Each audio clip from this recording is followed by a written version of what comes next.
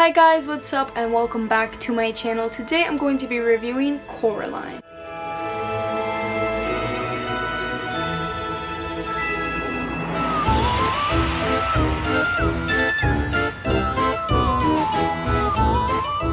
While exploring her new home, a girl named Coraline discovers a secret door, behind which lies an alternate world that closely mirrors her own, but in many ways is better. She rejoices in her discovery until Other Mother and the rest of her parallel family try to keep her there forever. Coraline must use all her resources and bravery to make it back to her own family and life. So my favorite part about this movie is just how creepy and dark this is. Similar to Nightmare Before Christmas, this movie has a lot of dark elements and just elements that aren't really used that much in kids' movies. Given that this is a movie aimed towards kids, I've always loved that type of element that it has because it makes it that much funner, and as somebody that loves all creepy stuff and creepy visuals, this one really delivers in that aspect. And this movie's really good at just developing an atmosphere, especially in developing a contrast between the real world and the other world, which Coraline goes into. And the movie does a really good job in showing that in the color scheme of the worlds. For example, her real life is much more gray and dull, and it's ironic because her parents are gardeners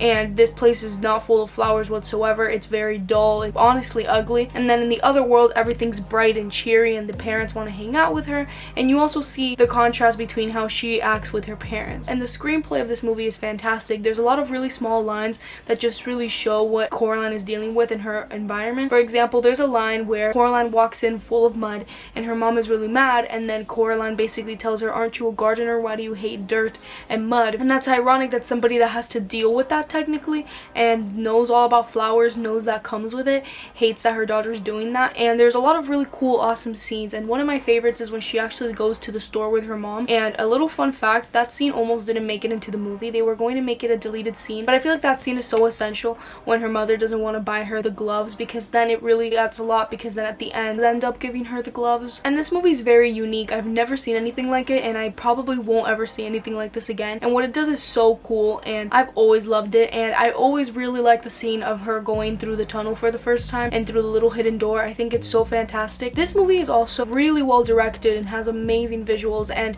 something that it does really well is it sometimes shows the POV and does a canted angle of the doll. Coraline gets the doll that's identical to her, and then that doll basically also had her own eyes. And there's a really cool scene before Coraline actually makes her way through the other world where Coraline kind of looks like this, and then you see the doll on the floor, and then it's the doll's point of view of Coraline, and it's slanted, and it's just fantastic. The directing is amazing, and there's a bunch of other amazing shots, and there's also a lot of really great transitions from the other world to the new world. And the plot has always been so intense. Like, I'm always at the edge of my seat, especially the first time that I saw it. I was on the edge of my seat the whole time, and I was like genuinely concerned for the situation, because I feel like they do a really good job of building up this tension and making you feel scared for Coraline, especially when you get to see the other children that are stuck in there. It's just really fantastic, this whole atmosphere that they were able to build and the story that comes with it. And I just want to talk really quickly and praise the stop motion animation once again, because I love this animation style so much and they do a phenomenal job. And I actually have a fun fact that I looked up on the internet. I'm not sure how like true it is, but apparently it took about a week to make each a minute and 30 seconds of the movie, and I honestly believe that 100% because stop motion takes so long, and this movie is pretty lengthy. It's almost at 2 hours long, and that must have been a really hard work, but honestly it paid off because it's so beautiful, and the characters themselves are really well made. I love the design of each of the characters, of Coraline and the mother and the other mother, especially when she gets really evil. And I also love the design of the dad, and I love the design of YB. He's so cute and adorable, and I love Coraline. Like I said, she's so adorable as well. I also really like the voice acting of this movie. Sometimes in animations I really don't like the voice acting, because sometimes I feel like they make them sound too grown, or they pick people that sound way older than they are, or they just don't match the character.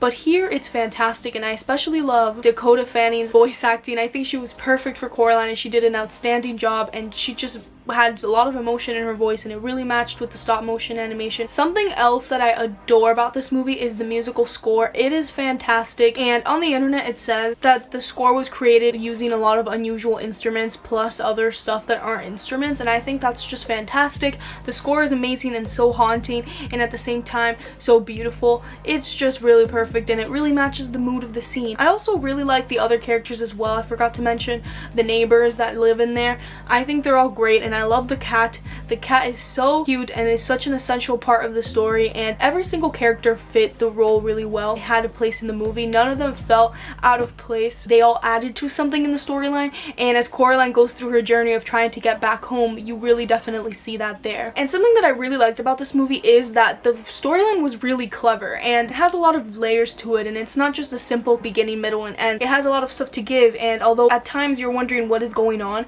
at the end everything is resolved, but it still leaves a little bit of mystery. I really like how the ending is kind of left up to interpretation with something that happens if you've seen the film, and I've always loved that about it. I love when movies just really make you think, and again, the fact that this is a kids movie is even more fantastic because it's one of the best that I've seen. And I just really love the message of this movie and what it has to say about appreciating what you have in the moment, and I love her arc in the movie and everything that happens. This is honestly one of the best animated movies I have ever seen, and I really have nothing wrong with it. This is like the perfect movie to watch during this time because it's so creepy and so eerie. It just has the awesome Halloween vibes and even more, and I'm going to give Coraline an A+.